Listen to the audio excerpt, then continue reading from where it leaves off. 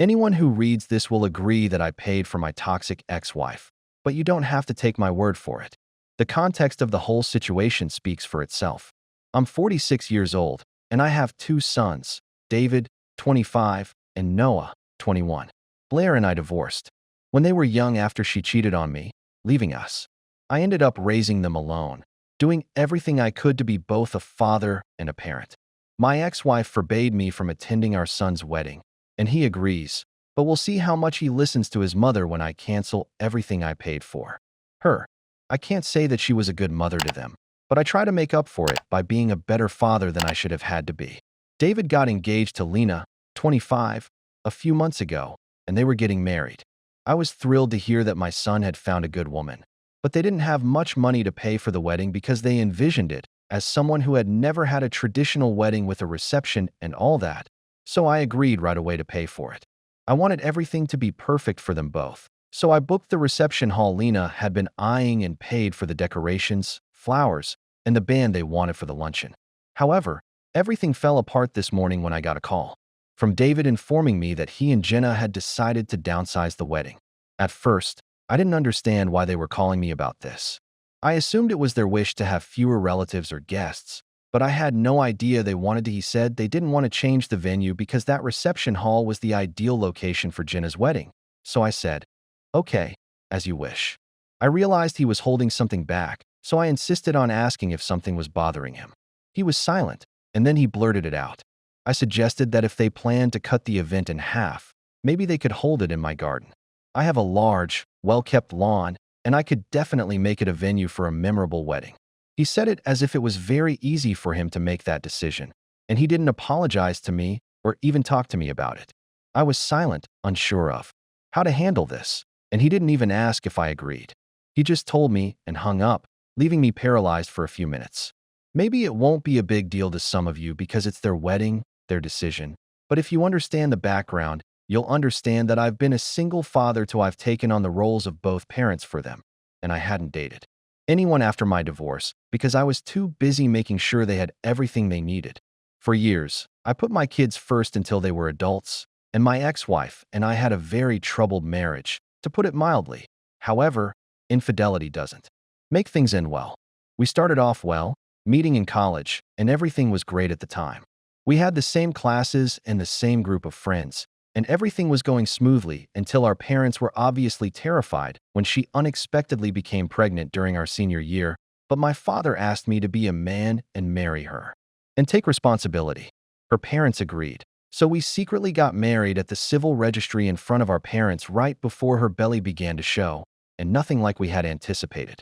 The first few years were really difficult. My ex-wife stated that she wanted to stay at home and care for the child while I worked 2 jobs because we needed money immediately, so I didn't have time to wait for my career to take off. After working hard for a few years, I finally got a promotion at my main job, and things started to get better. However, this improvement only lasted a short while after she became pregnant with Noah, and her responsibilities increased again. This time, it wasn't overwhelming or unexpected, but she began to resent the life she was leading. She never discussed it, but I could see the frustration in her eyes, so I assumed it was postpartum depression or perhaps she was overcome. Her tantrums continued, though, and I think that after Noah turned 1, I really confronted her about her behavior. I told her that if she wanted to return to school or get a job, she could do it now, and I could modify my work around it. However, she later admitted that she had been seeing someone for months, and that guy was our close college friend. She told me that she couldn't live this life any longer, that the kids and I were preventing her from doing anything she wanted. That same night, she packed her things and moved in with her lover, not even thinking about the kids. I can still remember that afternoon when she left. They were asleep, and I can't even begin to describe the horror on their faces the following morning when they discovered their mother had left them while they were sleeping without even saying goodbye. Noah wasn't too young to understand, but he cried uncontrollably for days because he missed his mother. Although the truth is that she was toxic and selfish, I understand that she may not love me anymore or never did. But what about her children? She blamed me for being an absent father and leaving everything to her, even though I had 2 jobs. His mother and David were broken before you suggested or asked. Yes, we did a paternity test on both, and they are my children. She then justified her actions by claiming that she was exhausted and overwhelmed by her responsibilities as a mother and desperately wanted to escape. And 4 mouths to feed. God knows what her expectations were, but she wanted freedom, so I was granted full custody of the kids. She moved abroad and hardly ever spoke to the boys. I raised them by myself. My parents temporarily stayed, and my sister helped out when the kids were ill or I needed help. I also had to hire a full-time nanny. My ex returned when the boys were in their teens, and she wanted to get back in touch with them. Surprisingly, David was amenable. David grew closer to her over the years, but Noah remained cold and resented her so much that he even distanced himself from his brother. He didn't even want to attend his wedding when David told us that my ex-wife and her husband would also be there, but somehow David persuaded him to be his best man, and he accepted because of the bond they shared as much as he did from her departure, even though he was the one who suffered the most from it. I wasn't happy about her presence either, but I didn't say anything because it wasn't my wedding, it was David's big day, and I didn't mind if he wanted her there. It's very sad that he left me out because of her, though, because he chose the woman who destroyed our family and left us all over his father, who gave up everything for them. In addition, she hasn't done anything for them. I worked so hard to give them this life, paying for their college and even this wedding, and she escapes. I haven't been a mother yet, at least not in the full sense of the word, but I don't think it's that easy. I feel like someone has stabbed me in the heart, and it's suffocating. I'm heartbroken, angry, and desperate all at once, and I'm not sure how to handle this. The wedding is coming up soon, and it reminds me of the times when I had to handle everything by myself with 2 young children. There isn't much time to return the money I paid for, but at least I'm going to make some calls so I don't have to pay the remaining amount right now. I'd rather lose some money on a wedding I can't go to than pay for it in full and still not get invited. An update. Since the wedding was supposed to take place, things have been a little crazy. After the phone call where I was told that I couldn't go because his mother, who abandoned them when they were kids because she was unfaithful, felt uncomfortable, I arrived at work feeling hurt, angry, and disappointed, but I knew what I had to do, and I did it. I didn't want to waste any more time, and my only thought was, no, I can't let this happen. I couldn't sleep at all the previous night, so I spent the next morning thinking about all the possible outcomes and what I needed to do. I started by canceling everything. The reception hall, the decorations, the music, the caterers, everything. Because at that point it didn't matter anymore, and I lost money on non-refundable items that I had already paid for. I felt like I had failed as a father, and I still do, but at least I didn't have to pay the rest. I didn't tell David or anyone else, not even Noah, who was going to the wedding but had a history of getting along with my ex-wife. The wedding day was a complete mess because I hadn't told anyone, which I didn't think was necessary because I wasn't even invited. When they arrived, they discovered that the reservation had been canceled and they weren't permitted in. David called me angrily to inform me of this, not even politely asking me. Reluctantly, he told me, "Can you fix this as quickly as possible? My guests are on their way, and the one thing you had to do, you messed up." I confirmed that the reservation had been canceled, which I already knew, but he didn't understand, and I nearly yelled. "I know. I just want to know why and how you can rebook it so we can get married today. They can't do this to us on our wedding day." To be honest, I enjoyed the moment before telling him. I felt satisfied that I had given him a taste of his own medicine when he couldn't handle the fact that I had canceled the venue and everything else. He asked, "But why?" To which I calmly replied, "It's your wedding. You invite whoever you want to invite. It's not my wedding, so I don't have to pay for it." He attempted to reason or perhaps beg, but I hung up the phone just as he had done to me. But unlike him, I told him, "I have to go. I have other plans." I told him that I had canceled the venue out of spite because my ex-wife was invited. He didn't even mention that he had forbidden me to attend. David sent an email to everyone informing them that the wedding had been postponed or changed and would now take place in the afternoon. He promised to let them know the new time and location.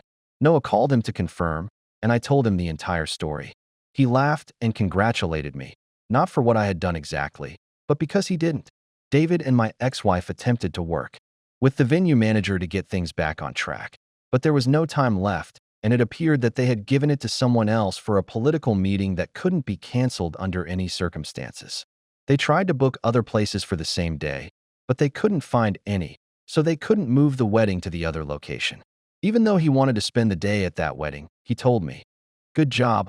I'm so proud of what you did. Get some rest."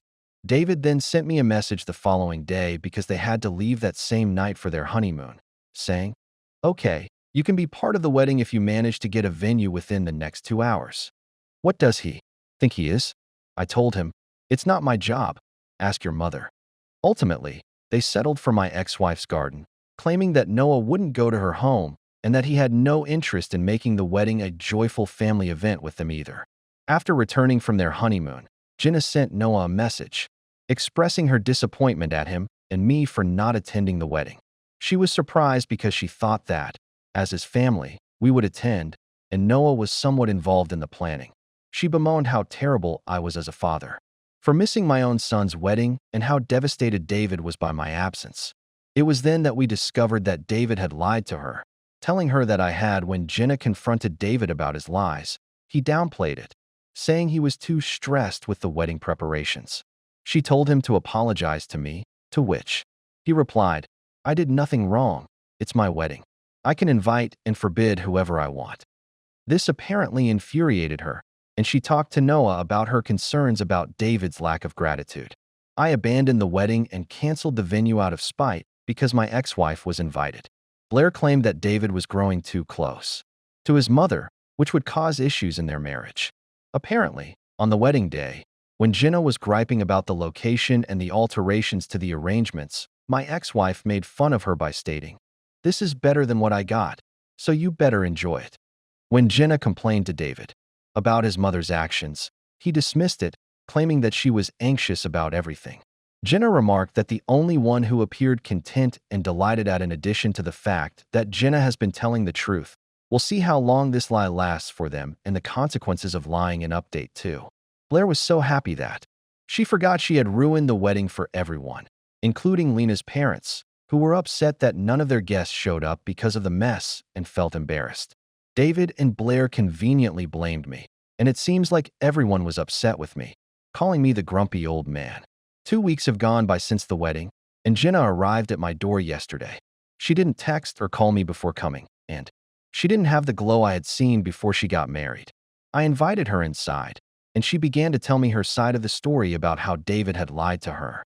She apologized to me, saying that she would have taken action to correct the situation if she had known my ex-wife was planning all of this behind her back, perhaps by refusing to invite her or attempting to find a middle ground. After discovering the truth, Jenna confronted David about how unfair he had been to me. David defended himself by saying that he only wanted to give his mother a sense of inclusion because she had been marginalized by the family for years, and this was the only opportunity she had to be in the spotlight. Everyone was certain Noah would not attend the wedding with her. However, Jenna didn't believe his justification and felt that my ex-wife had used me to manipulate him, making him think that I was the one who ruined his special day and that I was the reason she had to leave the marriage. Since they have only been married for 2 weeks, influence has also been ruining their marriage, which is a record because my ex-wife has become very good at this. She has been teaching David how to be a responsible man, which she believes means being a controlling husband. He has started acting strangely, questioning everything, and involving his mother in every decision, which is really upsetting Jenna. It has only been 2 weeks since their wedding, and Jenna has already packed her things and moved in with her parents because of this. I'm sorry, but I don't want to get involved in all this. If I get involved, my ex-wife will take it further and make it more complicated, and your marriage will be collateral damage in our fight. So it's better if you talk to David and show him the truth about his mother, or better yet, ask Blair to stay out of your life. If David loves you, he'll do the right thing, and if not, I think you might be fighting a losing battle. She was feeling suffocated by Blair's constant presence in the house. If you think that's all, you're wrong. It got worse. I got an email from Simon, my ex-wife's lover. Yes, the man who ended my marriage and destroyed my family, apologizing for everything. Let me clarify that we were close friends, not best friends, but we were close. He owes me a lot for ruining my life and destroying my family, and he claimed he had no idea Blair was still so bitter toward me. He even went so far as to bar me from the wedding. had acknowledged the same lie that I was a bad father who ruined my son's wedding, but he had revealed the truth to everyone. After she exposed Blair, David argued with her and asked her to apologize to Blair, but Lena refused to back down and accused Blair of being malicious. Since Lena moved out, David hasn't even attempted to bring her back. Instead, Blair is telling him to be firm and not soften, saying that Lena would return soon. Simon overheard her coercing him into divorcing Lena, telling him she was under my influence is that she believes I've given the boys false information about her abandonment. I said, well, if I've lied, what's the truth? How did the boys end up living with me? Where was she all that time? Reading that made me feel like she wants me to value her more than she actually does, but I've only grown to despise her more. After she turned my son against me, she's not making this about herself. She's doing it and ruining her son's life. I'm upset with David because I thought I had raised him better than that. Witnessing Jenna suffer due to family issues is the worst because she is another victim of my ex-wife's manipulations. I wish I could take action to address this, but I don't want to because I don't know what good it would do, and I don't know what kind of marriage my son would have with someone who was manipulated by his mother like David for the time being. I'll keep a low profile and concentrate on my own well-being. My ex-wife wanted to destroy my peace of mind, but I'm not going to give her that. I know exactly why she's so envious of me. I started dating a woman a few months ago after my kids were able to support themselves, and I resumed taking care of myself. I've been seeing her for more than a year, but I only made it official as my partner a few months ago. I didn't realize Blair would be impacted by this. After all, she's been out of my life for a while and already has a partner, so why the fuss? Maybe it's not that, but up until now, our relationship was normal.